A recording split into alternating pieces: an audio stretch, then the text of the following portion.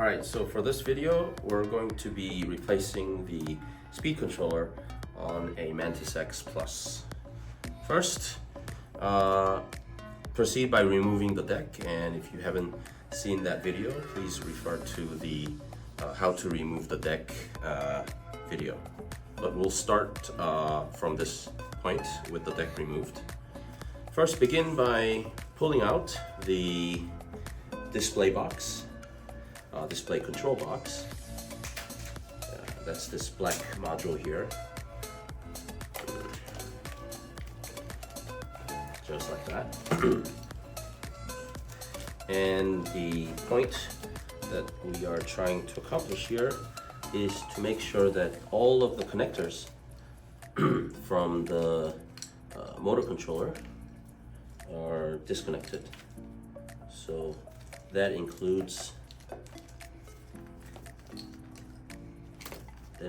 the motor wires as well as power wires and those types of things. So we'll just go ahead and do that. First, disconnect the 3 battery connectors, and those are the 2 big yellow XT60 connector and then an XT30. Set that aside. Next thing is to remove the side panel to remove the motor wires. And to do that, we are going to need 3mm Allen wrench. Yeah, and that'll remove these 2 screws for this front side panel. And once that's removed, go ahead and gently pull this apart. And for now, I'm going to set the battery aside, and I'll shift the weight toward the back a little bit. Good. And then you can pull out this LED panel. This is pressure fitted, so you can gently just wiggle it out. And once that's done, pull out the side panel here.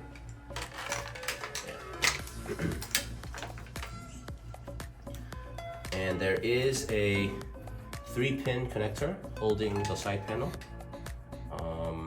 This is with the red, blue, and the black wire. Go ahead and disconnect it, and then you can completely remove it and set that aside along with the battery. Next thing is to pull out the rear motor connectors. So these motor 3-phase power wires along with the Hall sensor wires are going to the rear motor. So gently disconnect all of those. Yeah. Okay, once that's disconnected, pull out these wires out through this hole, and be careful, there is a rubber gasket there, so make sure not to pinch those. So that's done. And then for the 3-phase motor wires for the front motor is actually underneath the deck, right near the speed controllers. So go ahead and pull those out one by one,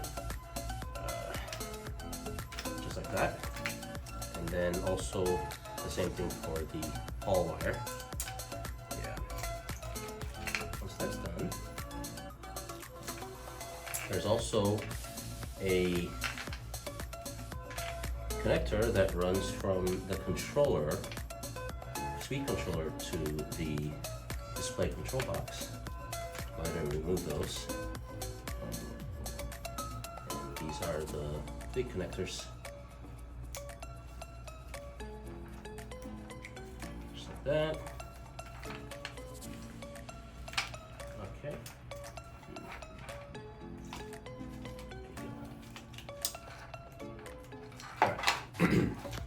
Once those are disconnected, now we're ready to remove the speed controller.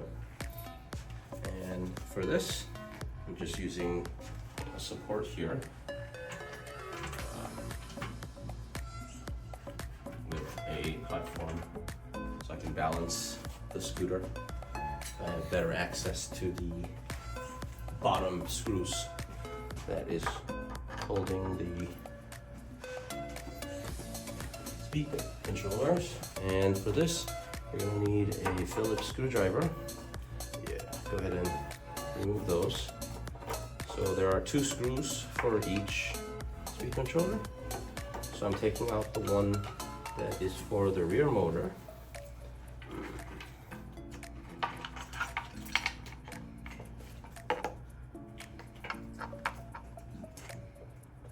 Okay. Yeah, and then for the front, yeah, just like that. Set that aside.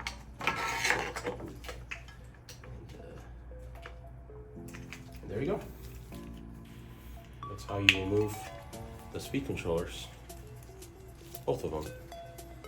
And go ahead and grab your replacement speed controller and set those in place, just like that.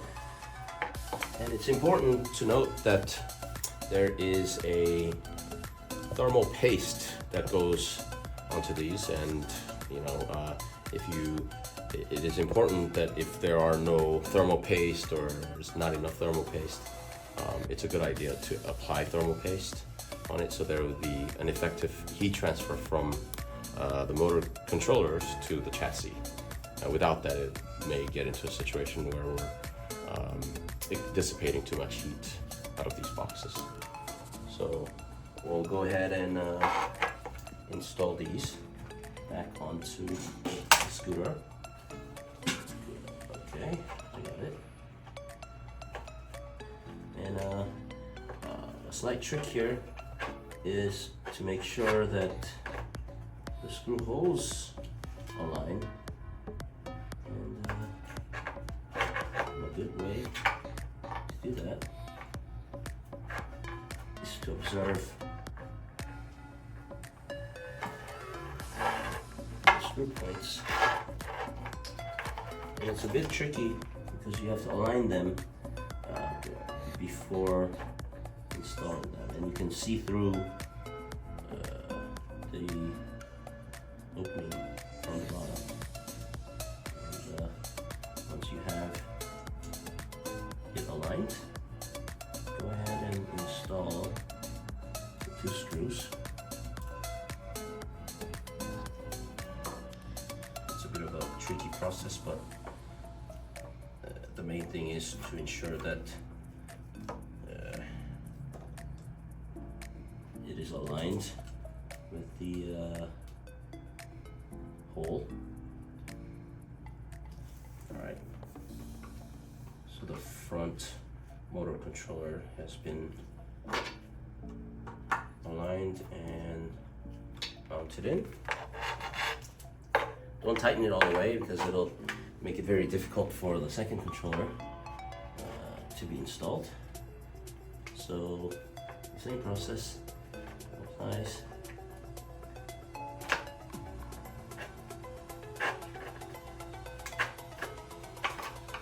It's a little bit tricky process. Yes.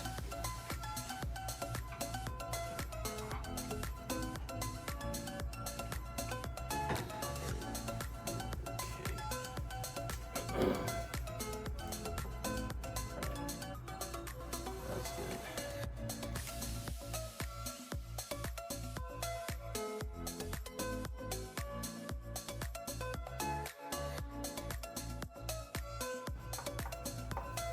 Okay. When the screws are tight on both controllers, then it's good to go.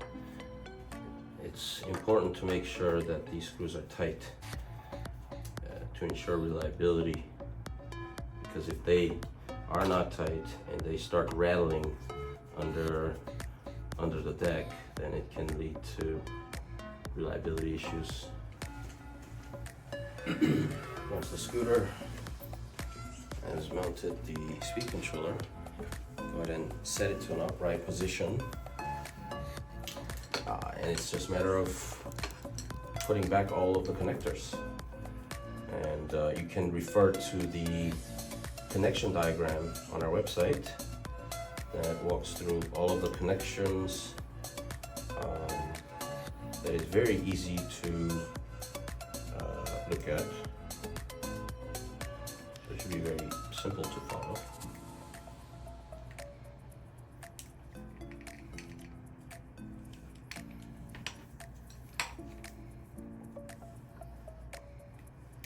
There we go. Gotcha.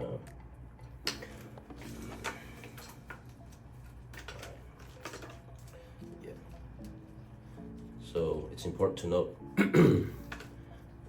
the front motor is the speed controller that is closer to the front. And you can see that the front motor wires are here where I'm holding.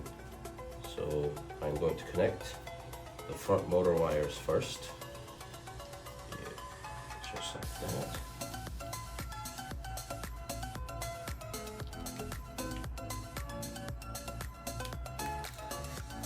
And then the hall sensor wires. And make sure when you're plugging in all these connectors, ones with tabs, you hear the click, and it's actually seated all the way. Not pressing it in all the way will result in potentially having these connectors backing out, and that can cause some issues.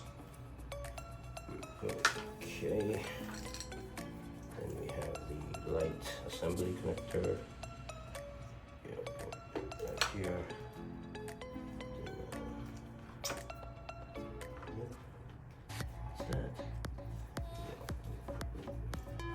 And then for the rear connector, go ahead and feed that out.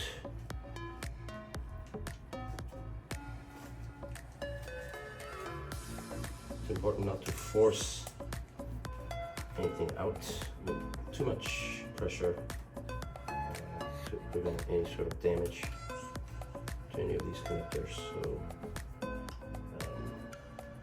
patience is the key here. So these are the motor connectors for the rear motor. I'll go ahead and connect those, matching the color, yellow to yellow, green to green, and blue to blue, as well as the hall connection. And you're going to simply just slide these into the side of the chassis. Yeah, once that's flush, go ahead and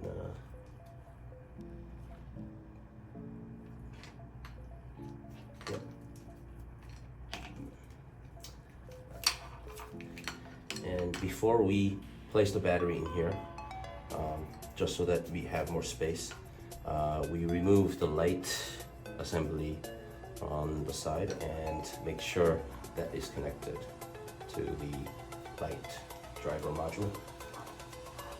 That can also be fed through the side like that.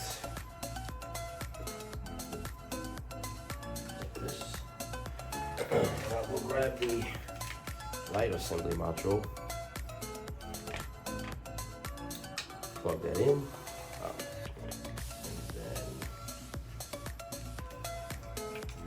And then actually this connector can actually go all the way in, just so that we don't have a lot of extra slack in the side panel where we will need to install the side panel. And to install the side panel, make sure the rear side of the side panel slides in to this groove before pushing it in this way. And that's very important to make sure that everything is seated properly. Otherwise, we run a risk of having wires being jammed and many other problems. So yeah, we'll do that. And then I believe we had a couple of wires for the light guide. Okay, once you install the side panel, go ahead and install the screw back. There are 2 screws holding the side panel here. Yeah, so it's important to make sure that these are screwed in very firmly. There you go. Perfect.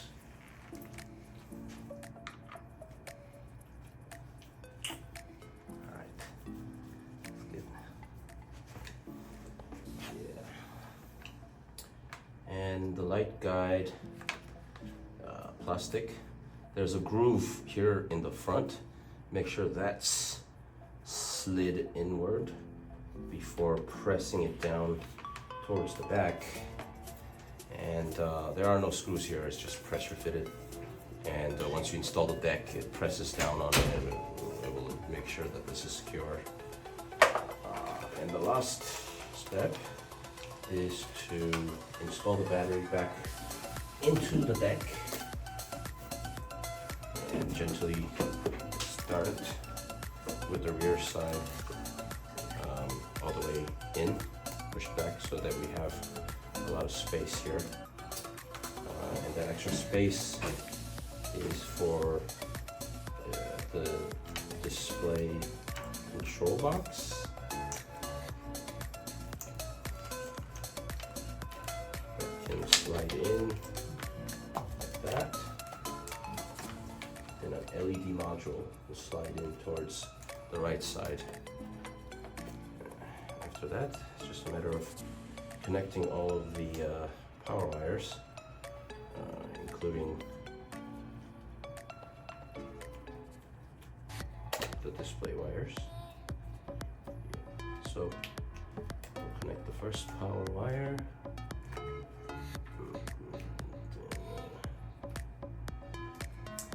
Charger wire. And then last power wire. And if you hear a small amount of pop, that is completely normal. And that is the inrush current that is going into charging a fully discharged capacitors that are on the input side of the motor controller. So that is completely normal.